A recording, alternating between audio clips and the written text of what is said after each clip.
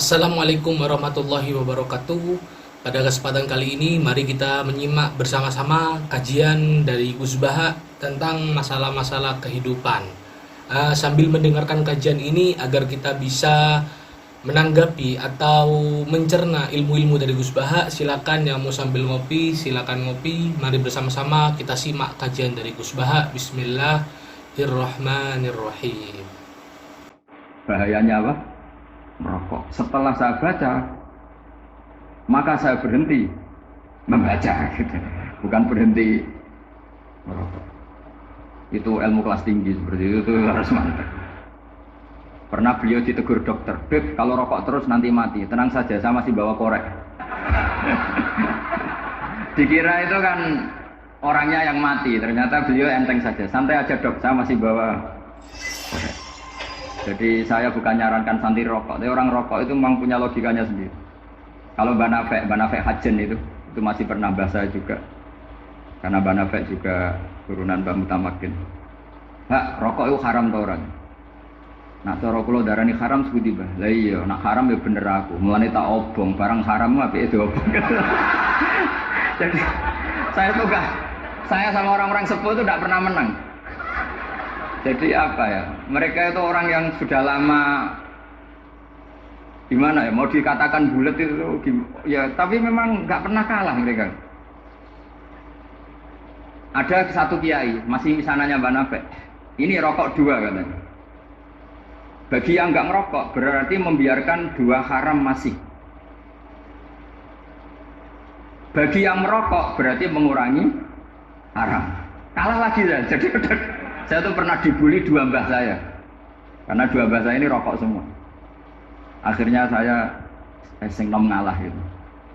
Karena saya tidak mungkin bilang sing waras ngalah karena kalah sepuh gitu. Jadi ya sudah, mau tidak mau harus bilang sing nom kalah. Tapi yang penting itu kita mendengar. Jadi ternyata sepinter-pinternya kita itu mesti kalah pinter sama sepuh-sepuh. Jadi kalau tahu bahayanya rokok lewat membaca ya harus berhenti merokok. Berhenti membaca katanya. Nah, malaikat ini cerita lagi malaikat. Saya memang dari awal niat hormat Raden Asnawi karena buyut-buyut beliau itu ketemu di buyut saya. Saya ini turunan Mbak Asnawi sepuh. Terus cuma buyut saya itu nikah Lasem, terus saya keceluk cucunya keluarga Lasem. Sebetulnya saya juga cucu Kudus. Tapi terus alhamdulillah sekarang kembali karena buyut saya menyuruh saya ngajar di Damaran, terus sampai sekarang saya ngajar di Damaran. Jadi buyut saya itu masih lahir di Damaran. Namanya Mbak Hafsah, itu Hamsah binti Maksum bin Soleh bin Asnawi Sepuh. Sama seperti nasab di sini Raden Asnawi, Mbak Abdul Husnan, terus Nyai Ayu Sofiyah, terus Mbak Raden Asnawi. Saya mau cerita, jadi ilmu itu lebih keren kita. Hingga Rasulullah SAW pernah ngendikan, "Saya ini rindu sekali li ikhwani." Kata Nabi itu ikhwani. Terus sahabat bilang, "Alasna ikhwanaka ya Rasulullah." Bukankah kita ini saudara kamu? Saudara engkau ya Rasulullah. Tidak, antum ashabi, kamu itu sahabat saya. Siapa teman-teman kamu itu ya Rasulullah? Yaitu kaumun yang tidak melihat saya, kemudian iman kepada saya. Jadi mereka seperti kita semua di Kudus tidak melihat Rasulullah SAW, tapi iman sama Nabi.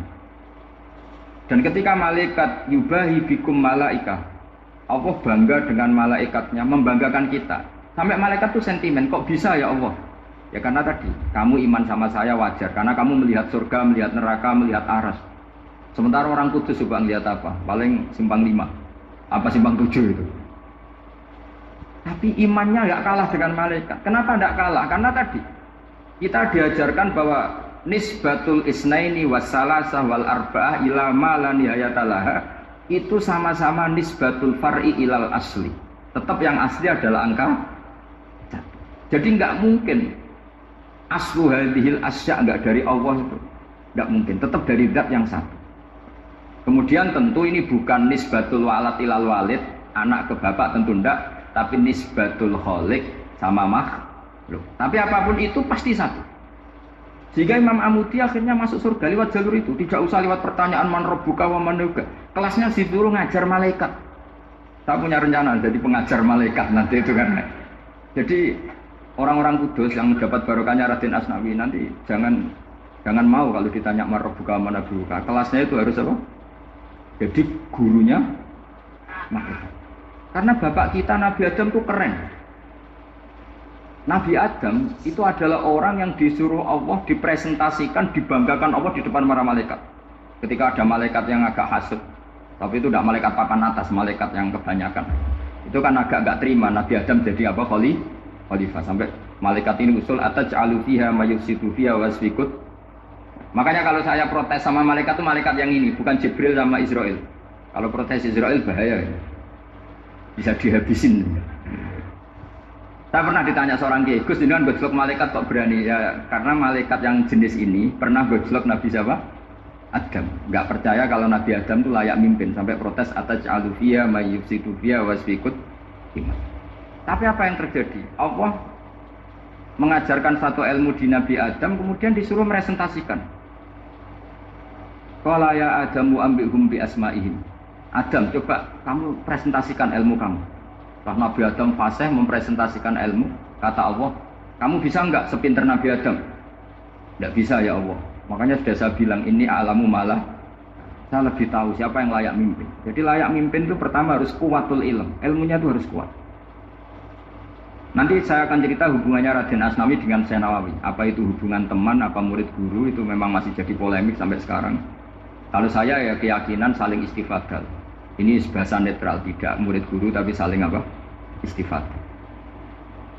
Kata Syekh Nawawi dalam tafsir Munir itu, ilmu itu nomor satu. Sehingga beliau setiap ada ayat fa inna hizballahi humul ghalibun, beliau pasti menafsiri bil hujjah wal barohin la bis saulah. Saya masih ingat betul takbirnya, memang saya hafalkan. Tapi bukan untuk modal pidato, bukan modal sebagai wong alim. Kalau pidato gampang, pidato itu semua orang bisa.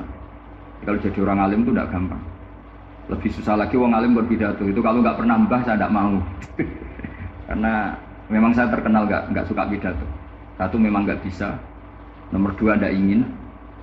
Nomor tiga ya rugi. Karena pidato itu nasib-nasiban.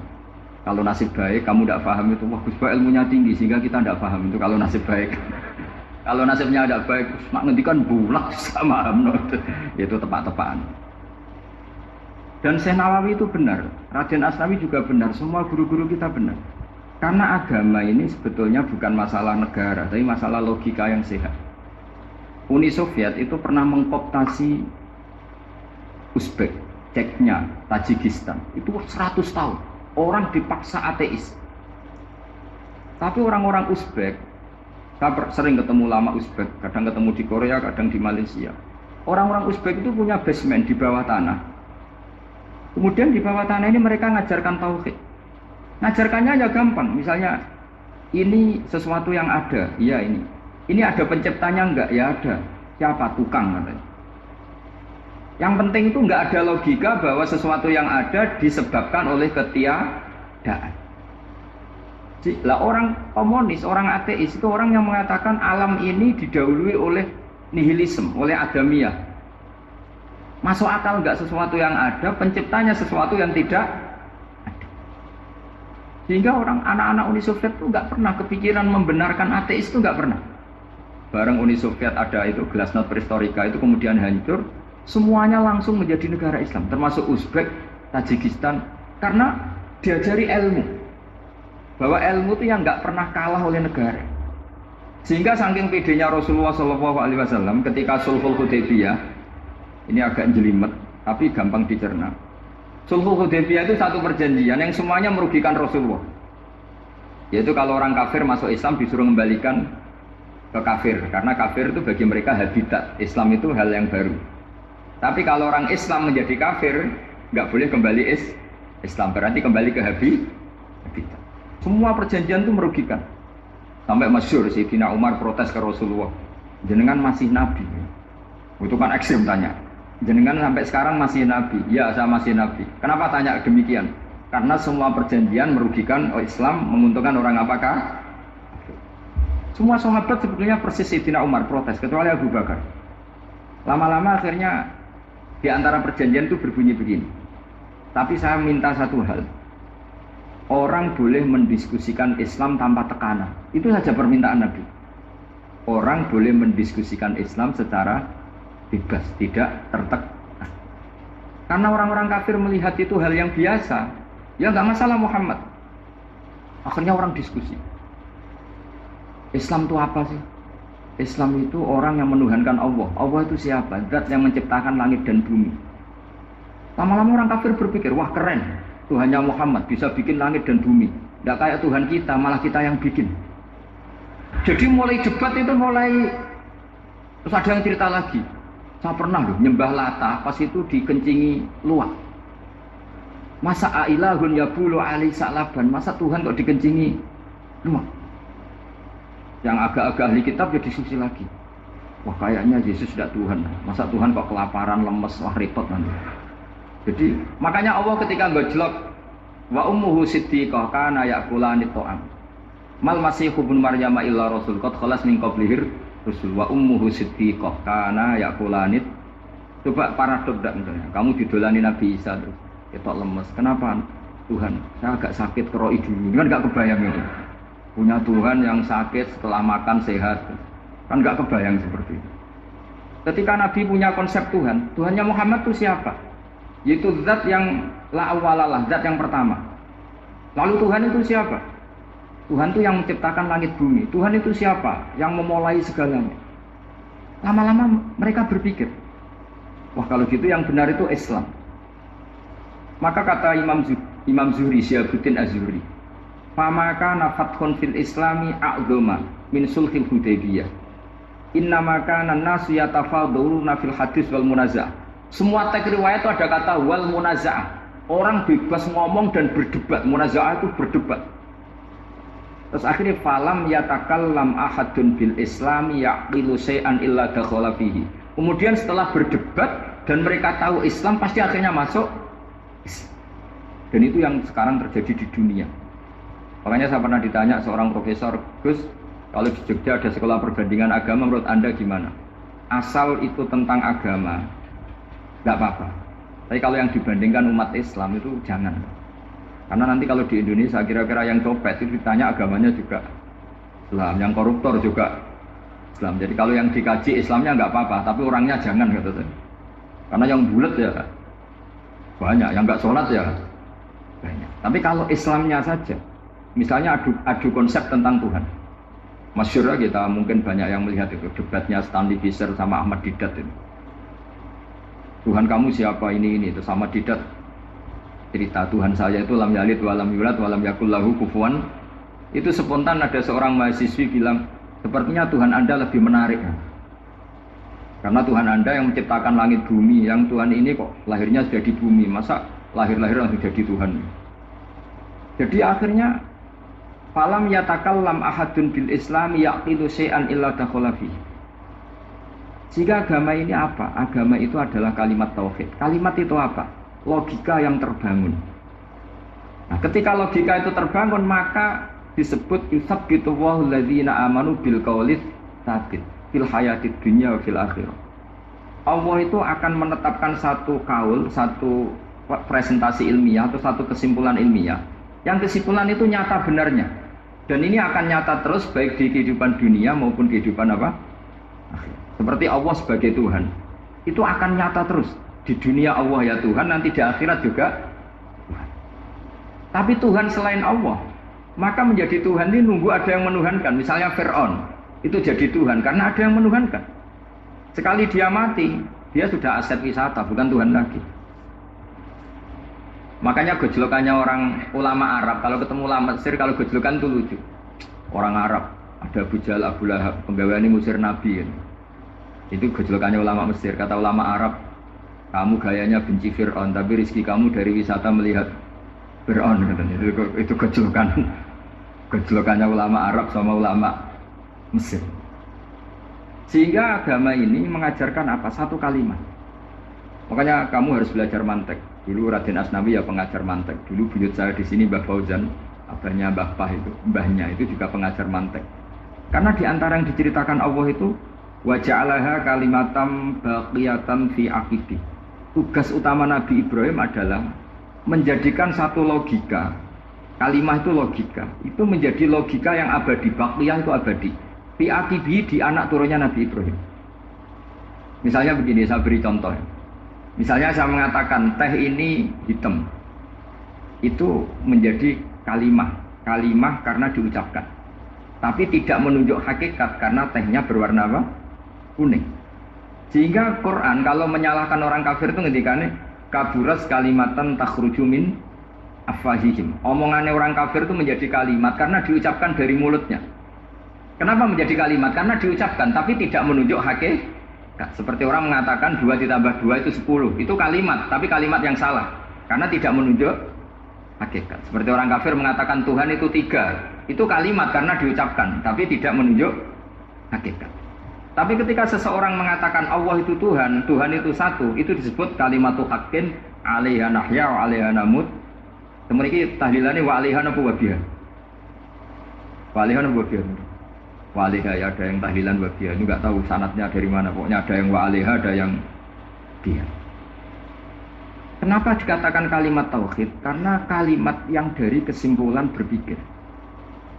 Dan agama ini dibawa Nabi Ibrahim itu untuk membawa kalimat tauhid. Ciri utama kalimat tadi, kamu yakin seyakin-yakinnya bahwa nisbatul snaini wassalasa wal arba'ah ila ma la nihayata laha itu kanisbatis snaini ilal wahid, yaitu semuanya far'un minal asli. Aslinya adalah wahid. Jika di kitab, saya pernah ngaji Mbah Mun, namanya kitab Al-Husunul Hamidiyah. Itu dikarang oleh ulama-ulama sekarang, itu diajarkan di MGS. Ini Mbah Banyak Gus Akil mendirinya Madrasah MGS. Itu ada gambarnya di situ, ada gambar piramida, ada gambar hewan, ada gambar pohon. Kata yang ngarang, gambar sedetail ini, sejelimet ini dimulai dari nuqtah wahidah, tetap dimulai dari satu titik. Dan ini disebut nuqtatil wujud. Jadi mbok orang kudus sebanyak ini tetap dimulai dari satu orang, yaitu Adam. Adam dimulai dari ketiadaan. Lalu siapa al-mujid? Pewujudnya siapa? Hanya Allah Subhanahu wa ta'ala. Sehingga ulama-ulama termasuk Syekh Nawawi itu paling suka ngendikan semua makna Quran dikumpulkan di Fatihah, Fatihah dikumpulkan di Bismillah, Bismillah dikumpulkan di Ba, karena di Ba itu ada titik nuqtatil wujud, yaitu disingkat bi kana makana wa bi yakunu ma yakun. Karena saya, kata Allah, semuanya akan ada, dan karena saya yang enggak ada, semuanya suatu saat disebut nuqtatil wujud. Nah, kita meyakini kalau Allah satu itu siyakin-yakinnya, karena nggak mungkin angka nggak dimulai dari angka. Begitu juga gambar seapapun jilmete. Misalnya sampean gambar zaman saya kecil, gambar paling favorit itu apa? Kambing bertarung. Itu gambarnya kan susah. Daripada gambar kambing bertarung susah terus bikin kotak saja tembok. Kalau tanya gurunya, gambarnya mana? Di belakang tembok. Ini itu dulu saya diwarai anak-anak nakal ya. Jadi semua satu gambar itu disuruh gambar harimau, yang satu disuruh gambar kambing bentrok, yang satu disuruh gambar matahari, semuanya kotak. Ini itu Bu, gambarnya di belakang apa? Tembok. Maka nggak kelihatan kan. Jadi gurunya kalah cerdas. Dan guru itu sebenarnya nggak pernah menang, karena murid itu lebih pinter. Itu teman saya dulu kalau ngaji itu, kalau tes itu ngerpek, baca. Gurunya marah, kamu tes kok baca? Enggak ngerpek Bu, ini belajar di kelas. Katanya belajar kapan saja di mana saja. Aduh. Jadi apa ya, orang itu kadang yang salah itu lebih masuk akal kadang-kadang ini. Saya teruskan ya supaya ini dapat barokahnya Raden apa? Asnan. Saya mohon sekali ya, kalimatul haqqin itu harus kamu jaga. Caranya jaga ya tadi. Kalau kamu udah bisa ilmu mantek, misalnya al-alam mutaghayyir wa kullu mutaghayyir hadis la budda min muhdits, itu kenjelimetan.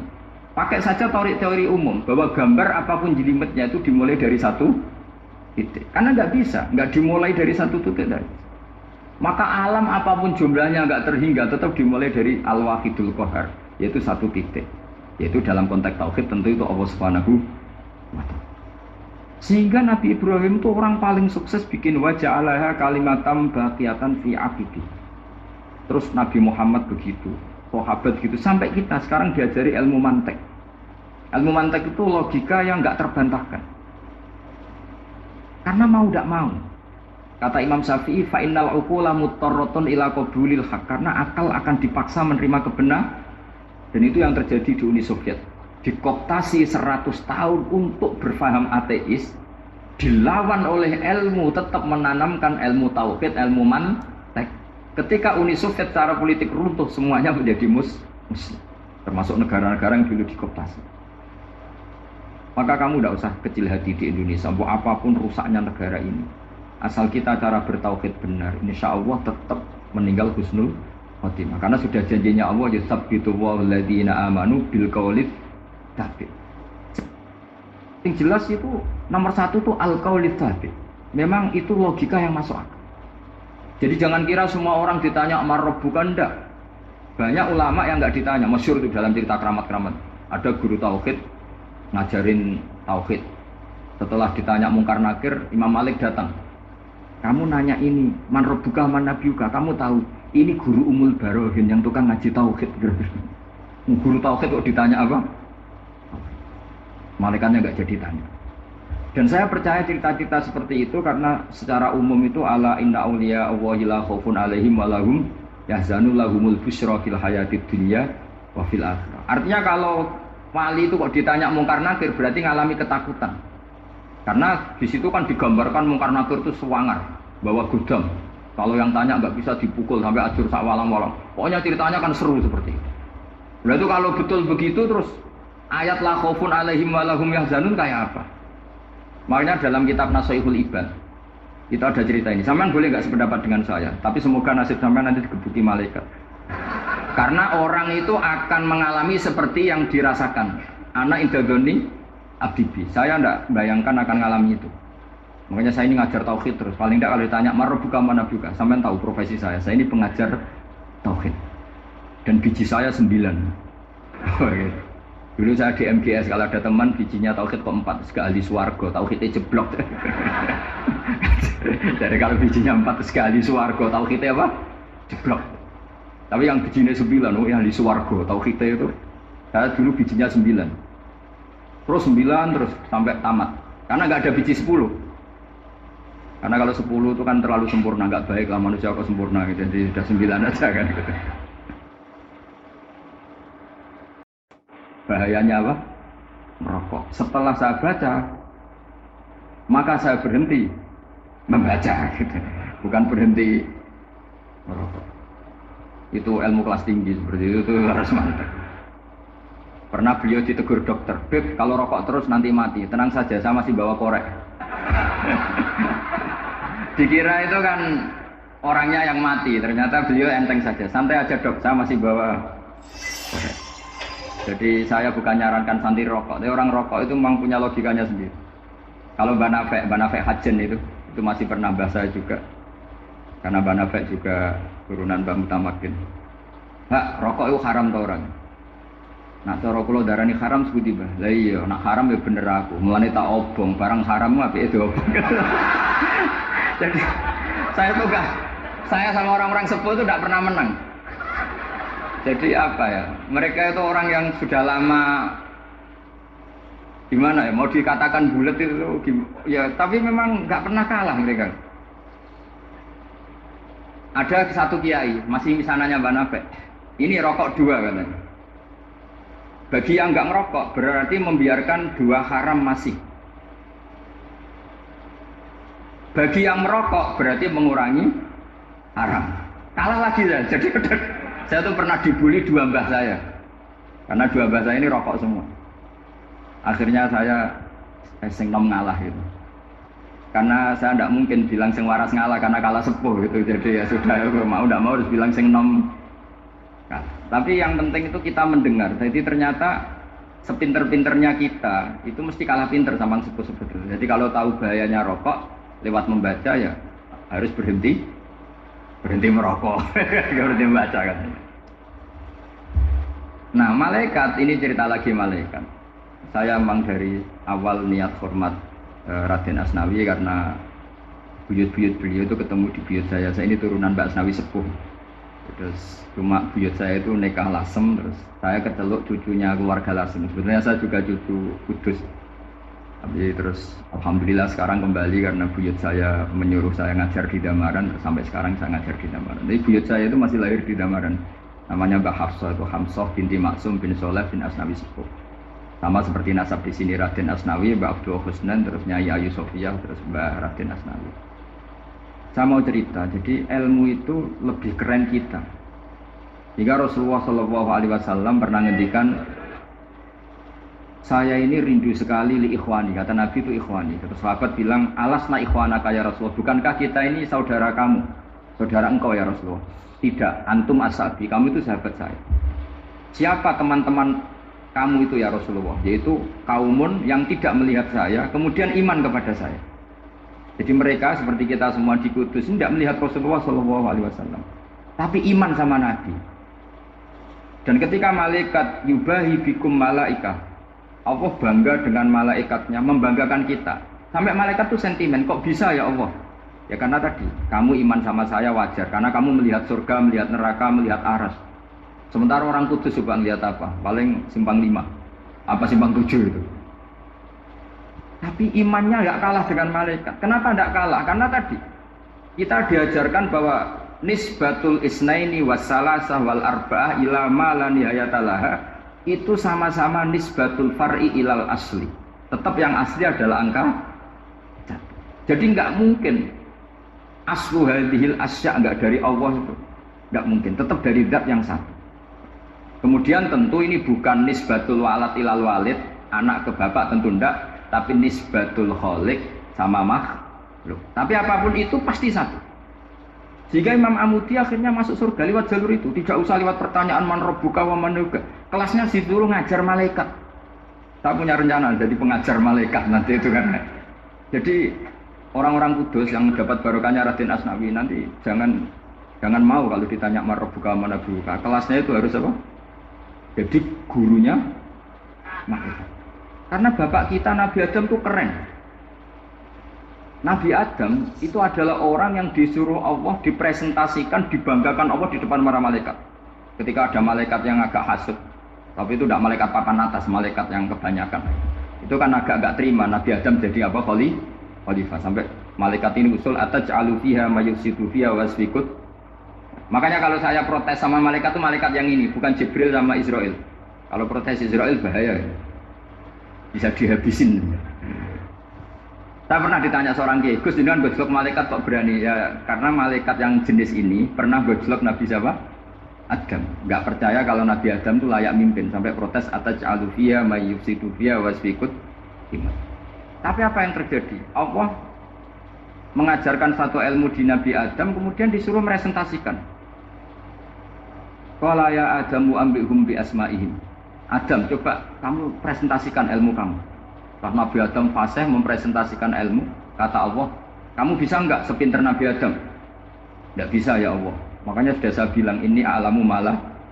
Saya lebih tahu siapa yang layak mimpin. Jadi layak mimpin itu pertama harus kuwatul ilm. Ilmunya itu harus kuat.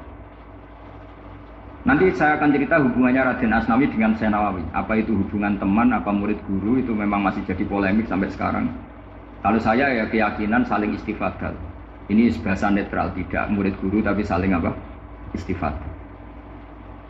Kata Syekh Nawawi dalam tafsir Munir itu, ilmu itu nomor satu. Sehingga beliau setiap ada ayat fa inna hizballahi humul ghalibun, beliau pasti menafsiri bil hujjah wal barohin la bis saulah.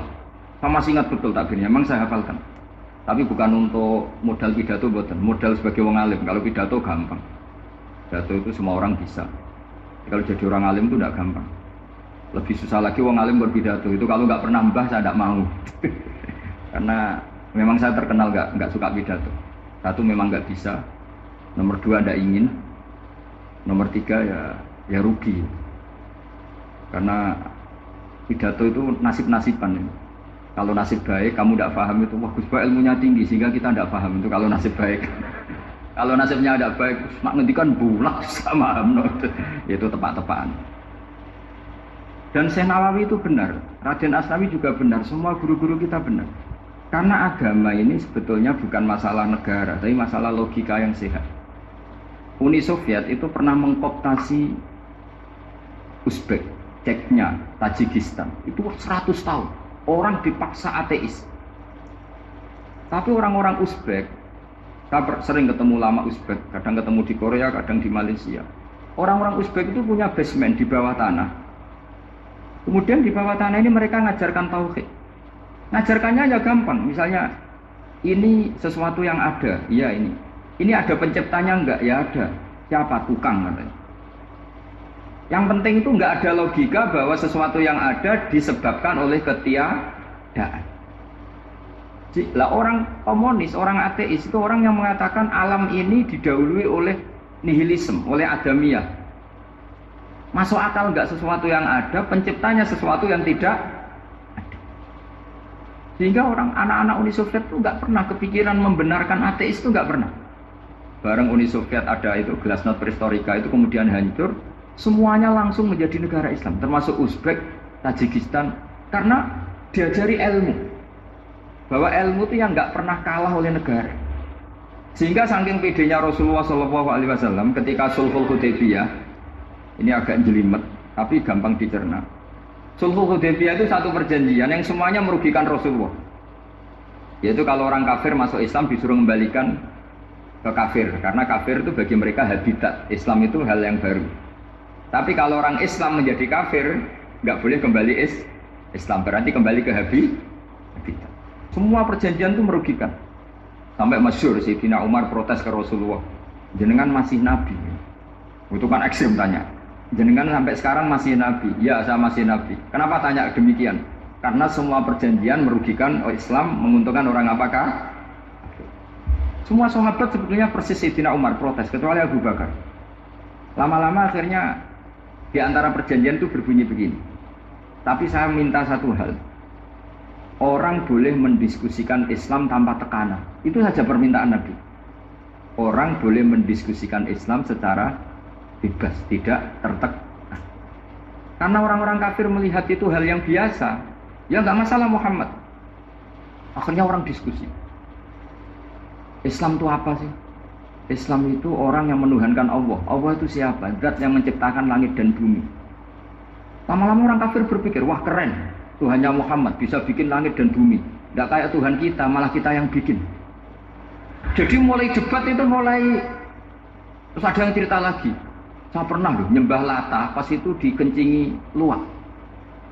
Masa ailahun yabulu ali sa'laban, masa Tuhan kok dikencingi luwak? Yang agak-agak ahli kitab ya diskusi lagi. Wah kayaknya Yesus tidak Tuhan. Masa Tuhan kok kelaparan, lemes, wah repot nanti. Jadi makanya Allah ketika ngejlok wa ummuhu siddiqah kana ya'kulani ta'am. Mal masihu ibnu Maryam illa rasul qad khalas min qablihir rusul wa ummuhu siddiqah kana ya'kulani. Coba paradok ndak misalnya. Kamu didolani Nabi Isa terus ketok lemes. Kenapa? Tuhan, saya agak sakit keroi dulu. Kan enggak kebayang itu. Punya Tuhan yang sakit setelah makan sehat. Kan enggak kebayang seperti itu. Ketika Nabi punya konsep Tuhan, Tuhannya Muhammad itu siapa? Yaitu zat yang la awalalah, zat yang pertama. Lalu Tuhan itu siapa? Tuhan itu yang menciptakan langit bumi. Tuhan itu siapa? Yang memulai segalanya. Lama-lama mereka berpikir, wah kalau gitu yang benar itu Islam. Maka kata Imam Zuhri, Syihabuddin Az-Zuhri, "Fama kana fathun fil Islami a'dhama min sulhil Hudaybiyah. Innama kana an-nasu yatafadhaluna fil hadis wal munazah." Semua teks riwayat itu ada kata wal munaza'ah. Orang bebas ngomong dan berdebat. Munaza'ah itu berdebat. Terus akhirnya falam yatakallam ahadun bil islami yaqilu syai'an illa dakhala fihi. Kemudian setelah berdebat dan mereka tahu Islam pasti akhirnya masuk. Dan itu yang sekarang terjadi di dunia. Makanya saya pernah ditanya seorang profesor, Gus, kalau di Jogja ada sekolah perbandingan agama, menurut Anda gimana? Asal itu tentang agama, nggak apa-apa. Tapi kalau yang dibandingkan umat Islam itu jangan.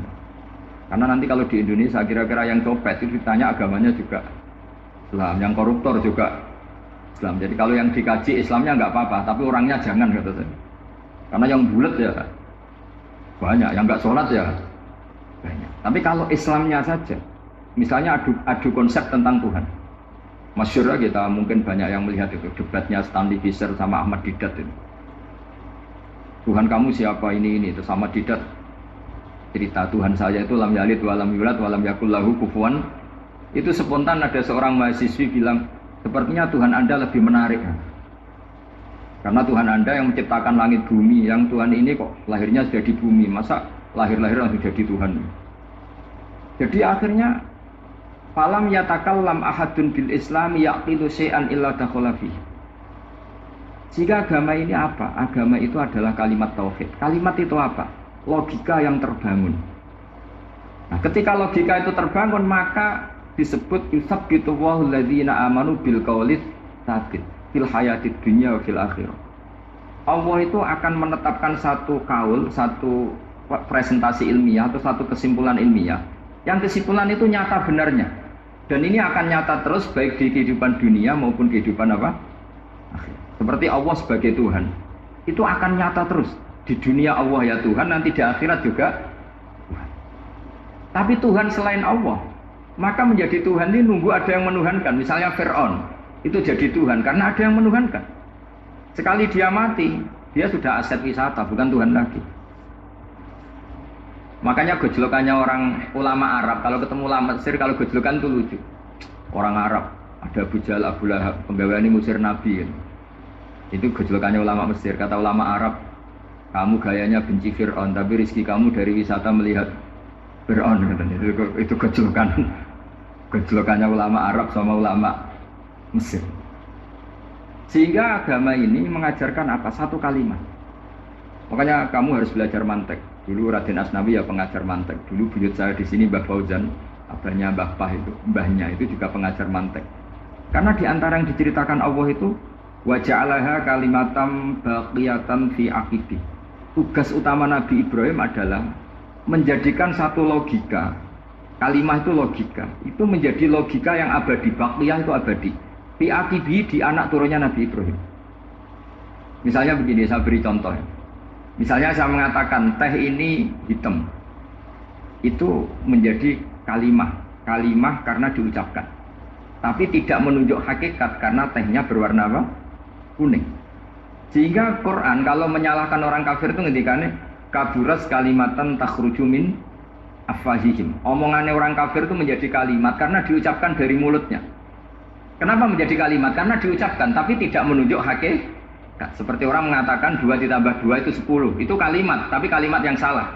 Karena tidak menunjuk hakikat. Seperti orang kafir mengatakan Tuhan itu 3. Itu kalimat karena diucapkan, tapi tidak menunjuk hakikat. Tapi ketika seseorang mengatakan Allah itu Tuhan, Tuhan itu satu, itu disebut kalimatu haqqin 'alaiha nahya wa 'alaiha namut. Kemudian tahlilane wa 'alaiha nabuwabiyah. Wa 'alaiha nabuwabiyah. Wa'alaiha ya ada yang tahlilan wabiyah, itu nggak tahu sanadnya dari mana, pokoknya ada yang wa'alaiha, ada yang dia. Kenapa dikatakan kalimat tauhid? Karena kalimat yang dari kesimpulan berpikir. Dan agama ini dibawa Nabi Ibrahim itu untuk membawa kalimat tauhid. Ciri utama kalimat tadi, kamu yakin seyakin-yakinnya bahwa nisbatul snaini wassalasa wal arba'ah ila ma la nihayatalaha itu kanis batisnain ilal wahid, yaitu semuanya far'un minal asli. Aslinya adalah wahid. Jika di kitab, saya pernah ngaji Mbah Mun, namanya kitab Al-Husunul Hamidiyah. Itu dikarang oleh ulama-ulama sekarang, itu diajarkan di MGS. Ini mbah-mbahnya Gus Akil, pendirinya Madrasah MGS. Itu ada gambarnya. Di situ ada gambar piramida, ada gambar hewan, ada gambar pohon. Kata yang ngarang, gambar sedetail ini, sejelimet ini dimulai dari nuktah wahidah, tetap dimulai dari satu titik, dan ini disebut nuktatil wujud. Jadi mbok orang kudus sebanyak ini tetap dimulai dari satu orang, yaitu Adam. Adam dimulai dari ketiadaan. Lalu siapa al-mujid? Pewujudnya siapa? Hanya Allah Subhanahu wa ta'ala. Sehingga ulama-ulama termasuk Syekh Nawawi itu paling suka ngendikan semua makna Quran dikumpulkan di Fatihah, Fatihah dikumpulkan di Bismillah, Bismillah dikumpulkan di ba, karena di ba itu ada titik nukdotil wujud, yaitu disingkat bi kana makana wa bi yakunu ma yakun. Karena saya, kata Allah, semuanya akan ada, dan karena saya yang enggak ada, semuanya suatu saat ada. Disebut nukdotil wujud.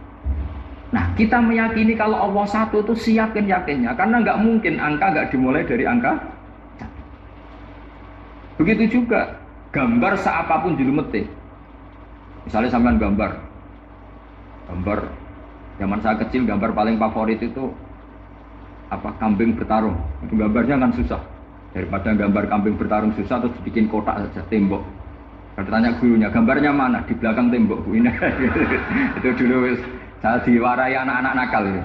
Jadi semua satu gambar itu disuruh gambar harimau, yang satu disuruh gambar kambing bentrok, yang satu disuruh gambar matahari, semuanya kotak.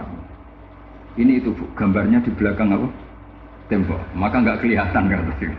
Jadi gurunya kalah cerdas. Dan guru itu sebenarnya nggak pernah menang, karena murid itu lebih pinter. Itu teman saya dulu kalau ngaji itu, kalau tes itu ngerpek, baca. Gurunya marah, kamu tes kok baca? Enggak ngerpek Bu, ini belajar di kelas. Katanya belajar kapan saja, di mana saja. Aduh. Jadi apa ya, orang itu kadang yang salah itu lebih masuk akal kadang-kadang ini. Saya teruskan ya supaya ini dapat barokahnya Raden apa? Asnawi. Saya mohon sekali ya, kalimatul haqqin itu harus kamu jaga. Caranya jaga ya tadi. Kalau kamu udah bisa ilmu mantek, misalnya al-alam mutaghayyir wa kullu mutaghayyir hadis, la budda min muhdits, itu kejelimetan. Pakai saja teori umum bahwa gambar apapun jelimetnya itu dimulai dari satu titik. Karena nggak bisa, nggak dimulai dari satu titik tadi. Maka alam apapun jumlahnya nggak terhingga, tetap dimulai dari al-wahidul qahar, yaitu satu titik. Yaitu dalam konteks tauhid tentu itu Allah Subhanahu wa ta'ala. Sehingga Nabi Ibrahim itu orang paling sukses bikin wajah alaha kalimatam baqiyatan fi aqibi. Terus Nabi Muhammad begitu, sahabat gitu, sampai kita sekarang diajari ilmu mantek. Ilmu mantek itu logika yang nggak terbantahkan. Karena mau tidak mau. Kata Imam Syafi'i, fa innal uqula muttarratun ila qabulil haq, karena akal akan dipaksa menerima kebenaran. Dan itu yang terjadi di Uni Soviet. Dikooptasi 100 tahun untuk berfaham ateis, dilawan oleh ilmu, tetap menanamkan ilmu tauhid, ilmu mantek.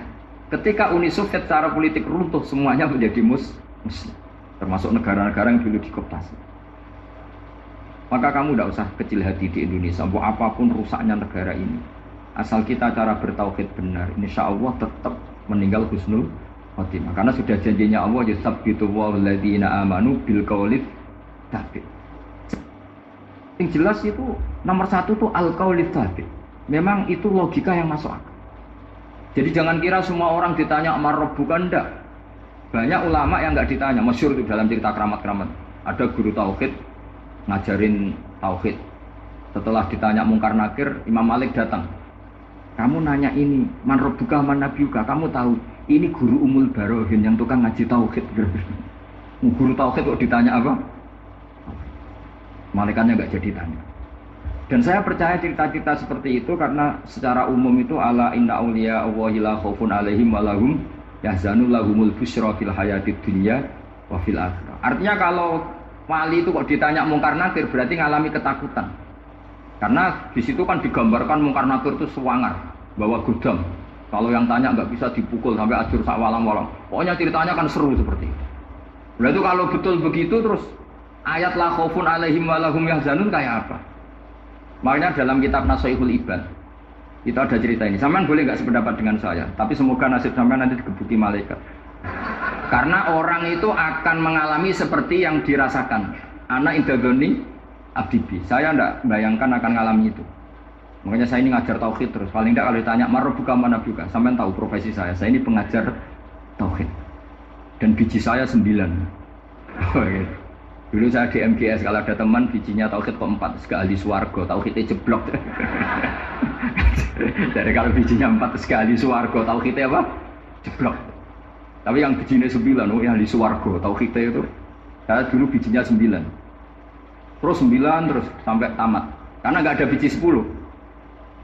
Karena kalau 10 itu kan terlalu sempurna, nggak baik lah manusia kok sempurna gitu. Jadi sudah 9 aja kan gitu. Bahayanya apa? Merokok. Setelah saya baca, maka saya berhenti membaca gitu. Bukan berhenti merokok. Itu ilmu kelas tinggi seperti itu harus mantap. Pernah beliau ditegur dokter, Beb, kalau rokok terus nanti mati. Tenang saja, saya masih bawa korek. Dikira itu kan orangnya yang mati, ternyata beliau enteng saja. Santai aja dok, saya masih bawa korek. Jadi saya bukan nyarankan santri rokok, tapi orang rokok itu memang punya logikanya sendiri.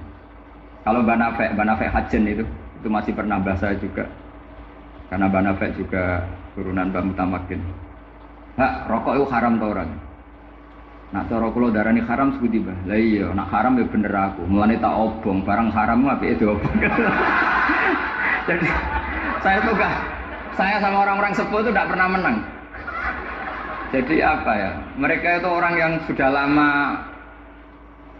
gimana ya? Mau dikatakan bulat itu ya, tapi memang nggak pernah kalah mereka. Ada satu kiai, masih misananya Mbak Nafek. Ini rokok 2 katanya.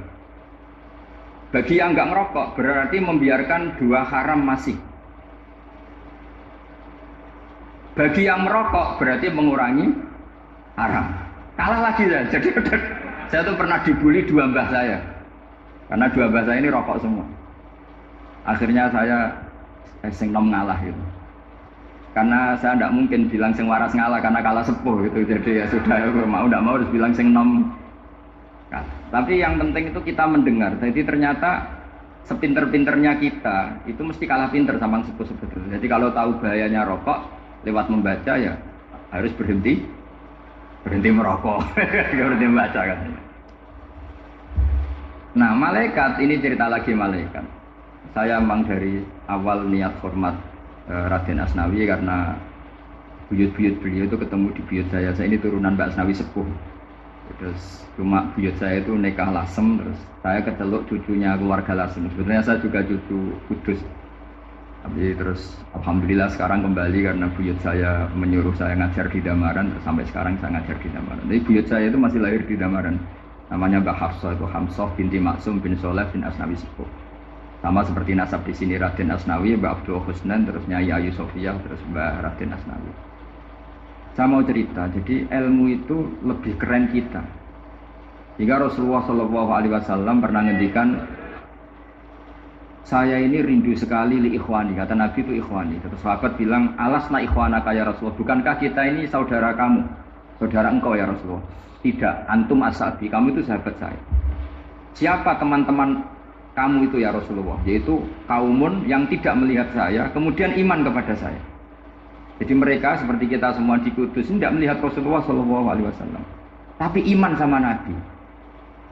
Dan ketika malaikat yubahi bikum malaikah, Allah bangga dengan malaikatnya, membanggakan kita. Sampai malaikat tuh sentimen, kok bisa ya Allah? Ya karena tadi, kamu iman sama saya wajar, karena kamu melihat surga, melihat neraka, melihat aras. Sementara orang Kudus coba melihat apa? Paling simpang 5, apa simpang 7 itu. Tapi imannya nggak kalah dengan malaikat. Kenapa nggak kalah? Karena tadi kita diajarkan bahwa nisbatul isnaini wassalasah wal arba'ah ila ma la nihayatalaha itu sama-sama nisbatul far'i ilal asli. Tetap yang asli adalah angka. Jadi nggak mungkin aslu hadhil asya nggak dari Allah itu, nggak mungkin. Tetap dari zat yang satu. Kemudian tentu ini bukan nisbatul walad ilal walid, anak ke bapak tentu enggak. Tapi nisbatul khaliq sama makhluk. Tapi apapun itu pasti satu. Jika Imam Amudi akhirnya masuk surga lewat jalur itu, tidak usah lewat pertanyaan man rabbuka wa man nubuka. Kelasnya disuruh ngajar malaikat. Saya punya rencana jadi pengajar malaikat nanti itu kan. Jadi orang-orang Kudus yang mendapat barokahnya Raden Asnawi nanti jangan mau kalau ditanya man rabbuka wa man nubuka. Kelasnya itu harus apa? Jadi gurunya malaikat. Karena bapak kita Nabi Adam itu keren. Nabi Adam itu adalah orang yang disuruh Allah dipresentasikan, dibanggakan Allah di depan para malaikat. Ketika ada malaikat yang agak hasut, tapi itu tidak malaikat papan atas, malaikat yang kebanyakan.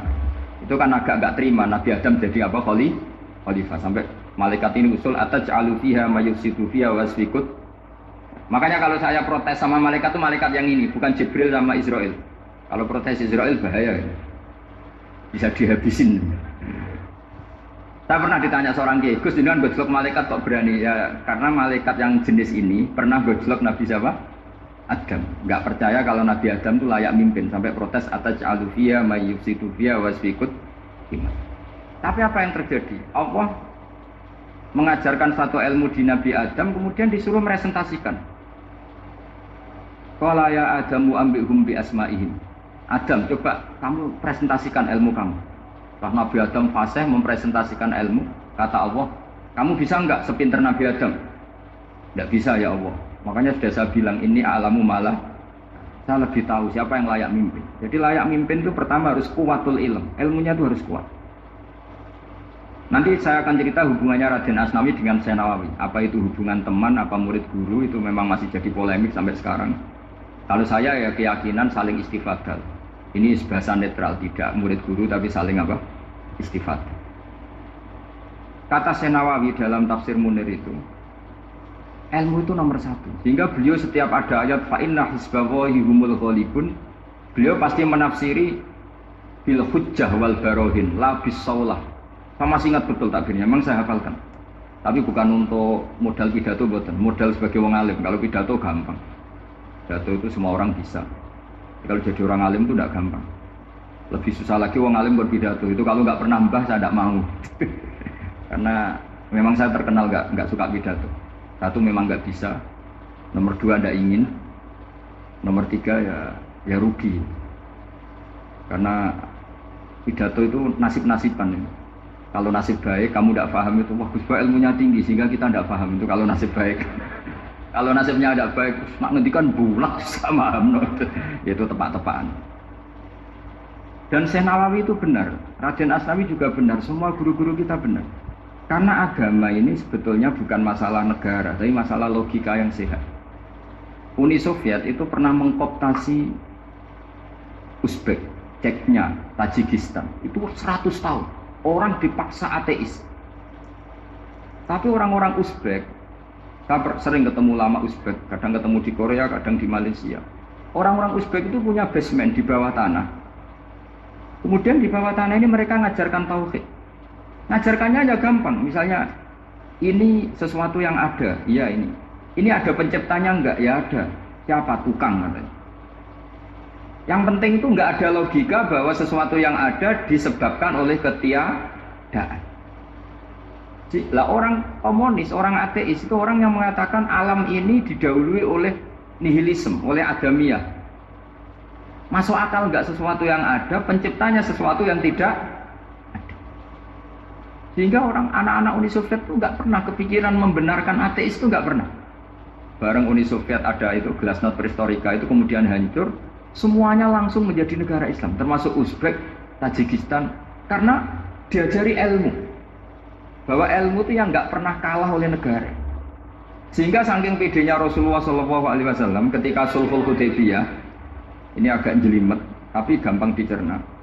Sulhul Hudaybiyah itu satu perjanjian yang semuanya merugikan Rasulullah. Yaitu kalau orang kafir masuk Islam disuruh kembalikan ke kafir, karena kafir itu bagi mereka habitat, Islam itu hal yang baru. Tapi kalau orang Islam menjadi kafir, nggak boleh kembali Islam, berarti kembali ke habitat. Semua perjanjian itu merugikan. Sampai masyhur Sayyidina Umar protes ke Rasulullah, jenengan masih nabi. Itu kan ekstrim tanya. Jenengan sampai sekarang masih nabi? Ya, saya masih nabi. Kenapa tanya demikian? Karena semua perjanjian merugikan Islam, menguntungkan orang apakah?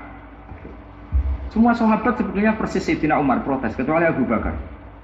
Lama-lama akhirnya di antara perjanjian itu berbunyi begini. Tapi saya minta satu hal. Orang boleh mendiskusikan Islam tanpa tekanan. Itu saja permintaan Nabi. Orang boleh mendiskusikan Islam secara bebas, tidak tertekan. Karena orang-orang kafir melihat itu hal yang biasa. Ya nggak masalah Muhammad. Akhirnya orang diskusi. Islam itu apa sih? Islam itu orang yang menuhankan Allah. Allah itu siapa? Zat yang menciptakan langit dan bumi. Lama-lama orang kafir berpikir, wah keren, Tuhannya Muhammad bisa bikin langit dan bumi. Nggak kayak Tuhan kita, malah kita yang bikin. Jadi mulai debat itu terus ada yang cerita lagi. Saya pernah loh nyembah Lata, pas itu dikencingi luwak. Masa ailahun yabulu ali sa'laban, masa Tuhan kok dikencingi luwak? Yang agak-agak ahli kitab ya diskusi lagi. Wah kayaknya Yesus tidak Tuhan. Masa Tuhan kok kelaparan, lemes, wah repot nanti. Jadi makanya Allah ketika ngejlok wa ummuhu siddiqah kana ya'kulani ta'am. Mal masih ibnu Maryam illa rasul qad khalas min qablihir rusul wa ummuhu siddiqah kana ya'kulani. Coba paradok dak misalnya. Kamu didolani Nabi Isa terus ketok lemes. Kenapa? Tuhan, saya agak sakit keroi dulu. Kan enggak kebayang itu.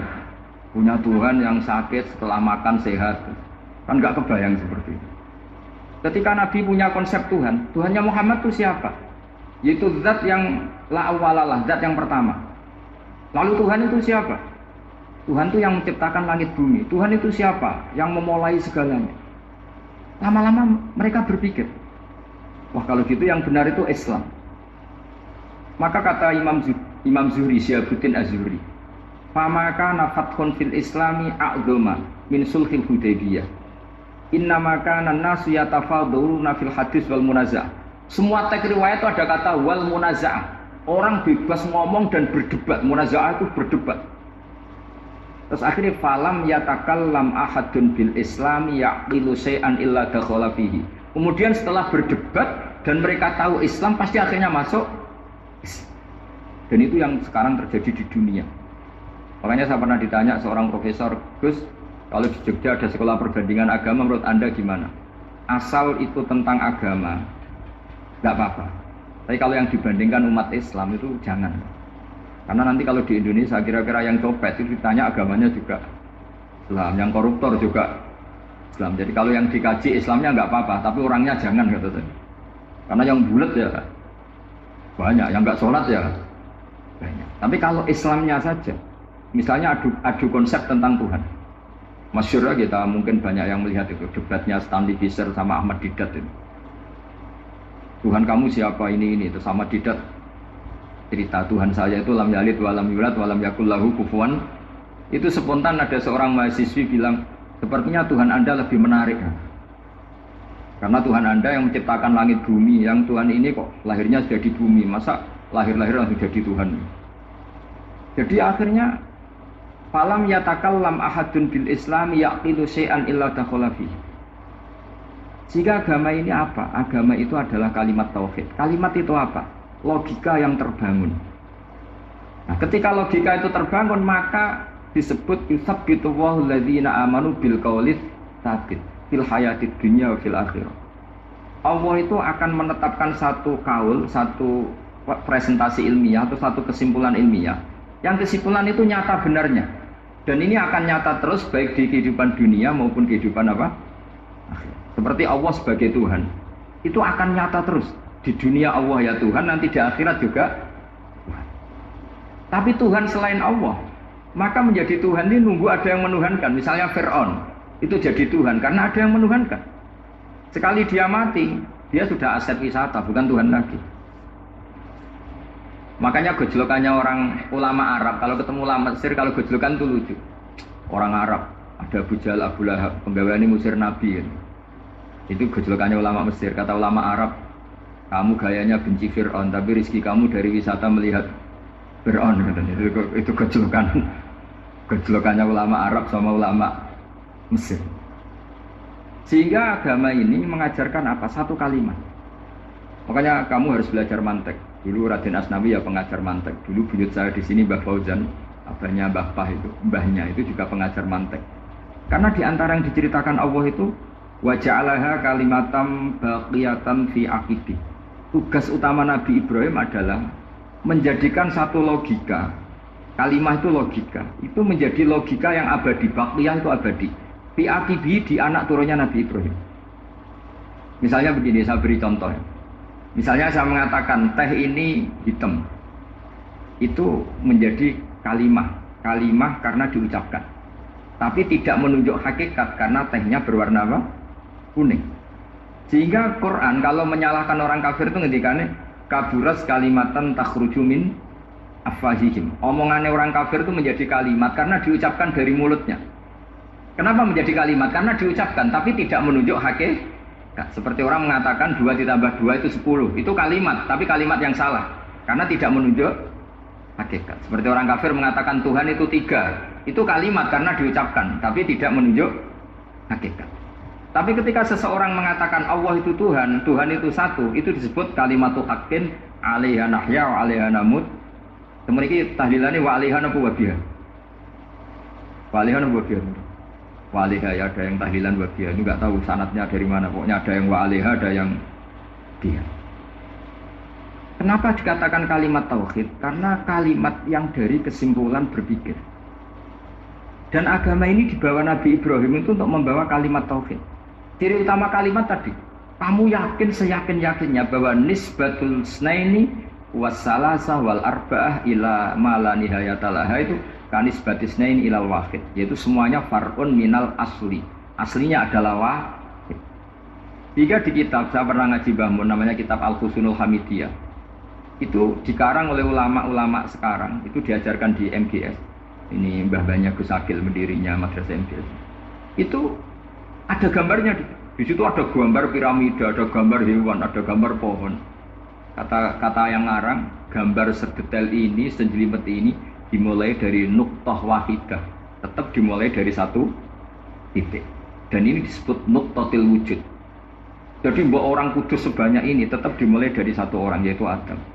Adam dimulai dari ketiadaan. Lalu siapa al-mujid? Pewujudnya siapa? Hanya Allah Subhanahu wa ta'ala. Sehingga ulama-ulama termasuk Syekh Nawawi itu paling suka ngendikan semua makna Quran dikumpulkan di Fatihah, Fatihah dikumpulkan di Bismillah, Bismillah dikumpulkan di Ba, karena di Ba itu ada titik nuqtatil wujud, yaitu disingkat bi kana makana wa bi yakunu ma yakun. Karena saya, kata Allah, semuanya akan ada, dan karena saya yang enggak ada, semuanya suatu saat ada. Disebut nuqtatil wujud. Nah, kita meyakini kalau Allah satu itu siyakin-yakinnya, karena nggak mungkin angka nggak dimulai dari angka satu. Begitu juga gambar seapapun julumetin. Misalnya sampean gambar zaman saya kecil, gambar paling favorit itu apa, kambing bertarung. Itu gambarnya kan susah. Daripada gambar kambing bertarung susah, terus dibikin kotak saja, tembok.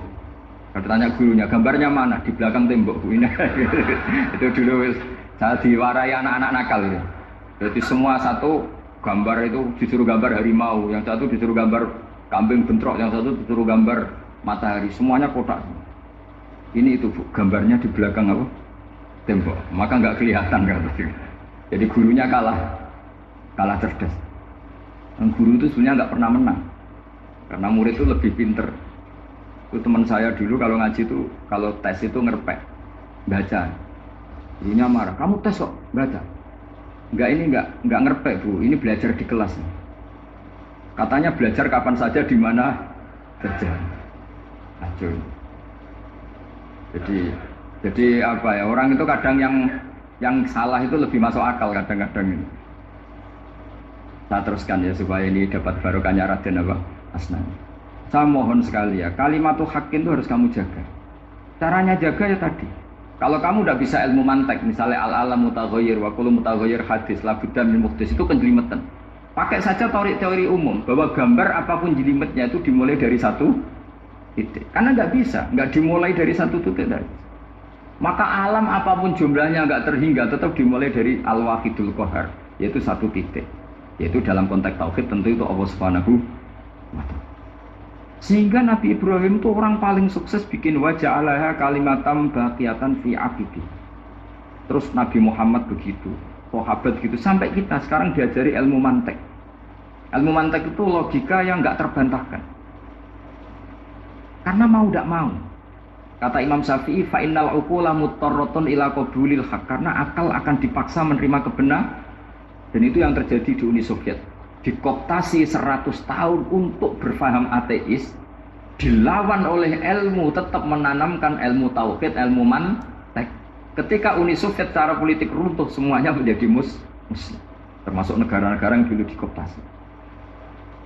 Maka kamu tidak usah kecil hati di Indonesia, apapun rusaknya negara ini, asal kita cara bertauhid benar, insya Allah tetap meninggal husnul khotimah. Karena sudah janjinya Allah, yusabbitu walladzina amanu bil qawli tsabit.